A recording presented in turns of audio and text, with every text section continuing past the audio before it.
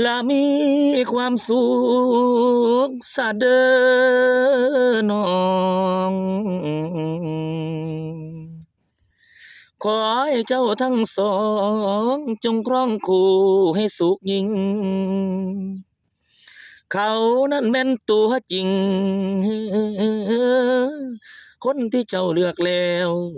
เป็นคู่แก้วดอกคู่ควันเออเอยเอยและส่วนว่าทางอายนั้นหลีอยู่ทงฝากแต่สองซอยงานดองซ้ำไว้เอ้บ่กล้าไปเอ้ยผูกแขนเจ้าลาบ่อยากเห็นตอนเขาเด้อผ้าควันปอนไข่นูยานน้ำตาอายไหลลงย้อยย้อยเออเออคงเต็มถ้วยใจสลายอายคนเดโอ้โอ้โอ้ยนั่นละนะนั่นละนะ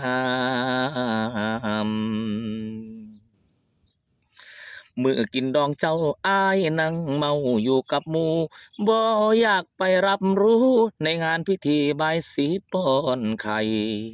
ผู้แก่ผู้เฒ่าโฮมเต้าเป็นพยานมากมายเจ้าสาวนั่งฝั่งซ้าย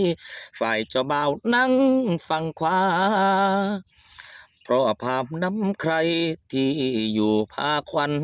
มาบีเครื่องแบ่งปันป้อนใส่ปากกันแล้วขอขมาพ่อแม่แขกเรือในงานร่วมยินดีปรีดาหมอสุดเอิ้นควันมาว่ามาเด้อควันเอ่ยคือเสียงเย้ยมาเด้อควันเอ้ยควันเข้ามาสู่คือเสียงเย้ยมาเด้อควันเอ้ยควันเข้ามาสู่ก้องใส่หูบาดไปงานเจ้าเมาเหล้าอยู่นาฮอดบ่กล้าแม่แต่ยังเดินกายอยากอายคนมาถามยามน้ำตาน้องเปื้อนสะเทือนไปฮอดข้างใดบ่อยากไปไกลเลยงานพิธีวิวาห์ฝากเงินใส่ซองที่เปื้อนด้วยหอยน้ำตา